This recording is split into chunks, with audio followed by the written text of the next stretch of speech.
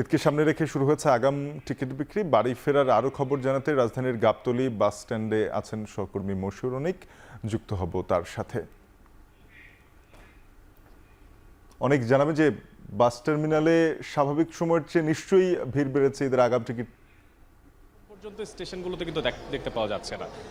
তবে বলা যাচ্ছে যে এই সময়টাতে পারিপার্শ্বিক অবস্থা বিবেচনা করলে যারা 2 থেকে 4 দিনের মধ্যে বাড়িতে ফিরবেন, বিশেষ করে একটু জানিয়ে রাখতে চাই 14 তারিখ থেকে কিন্তু অগ্রিম টিকিট বিক্রি করা শুরু করেছে বিভিন্ন বাস কাউন্টারগুলো, এবং তারা বলছেন যে 4 থেকে 5 দিন পরেই যারা আসলে স্কুল কলেজের ছাত্রছাত্রীরা আছেন, যারা বাড়ি ফিরবেন, কিংবা যাদের ছুটি হয়ে যাচ্ছে বিশ্ববিদ্যালয়ের ছাত্ররা তারা বাড়ি ফিরবেন। কিন্তু যারা কর্মজীবী মানুষরা আছেন তাদের ফিরতে বেশ কিছুটা দেরি হবে বলেই আসলে এখানে যারা কাউন্টার আছে তারা বলছেন। কারণ অগ্রিম টিকিট বিক্রির ক্ষেত্রে দেখতে পাওয়া গেছে ঈদের 3 থেকে 4 দিন আগেই কিন্তু টিকিট যে বিক্রি করা সেটা হার কিন্তু বেশি।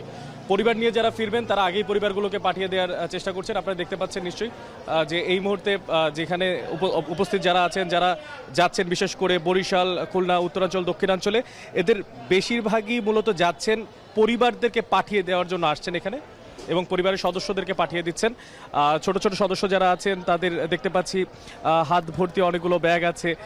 তারা আসলে খুব আনন্দমুখর পরিবেশে এখান থেকে যাচ্ছেন। তবে খুব একটা ভিড় এবার দেখতে পাওয়া যাবে না বলেও আসলে এখানে যারা কাউন্টারের দায়িত্বে আছেন তারা বলছেন, কারণ অনলাইনে কিন্তু এবার টিকিটগুলো বিক্রি হচ্ছে।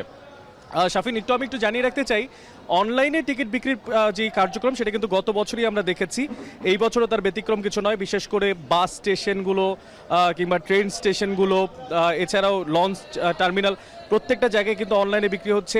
এবার যদিও ঘোষণা এসেছে শুক্রবার থেকেই যে আন্তনগর যে সমস্ত ট্রেনগুলো সম্পূর্ণ 100% অনলাইনে টিকিট বিক্রি করা হচ্ছে, এবং 25% কিন্তু স্ট্যান্ড বাই টিকিটগুলো কিন্তু আছে। তো এই যে টিকিটগুলো বিক্রি করা হচ্ছে অনলাইনের মাধ্যমে, এতে করে কিন্তু যাত্রী ভোগান্তি বা যেটা আমরা সবসময় দেখি যে ট্রেন স্টেশনগুলোতে উপচে পড়া ভিড়, সেটা কিছুটা কমবে টিকিট প্রত্যাশীদের, এমনটাই কিন্তু বলছেন যারা ট্রেন সংশ্লিষ্ট, রেল সংশ্লিষ্ট কর্মকর্তারা আছেন।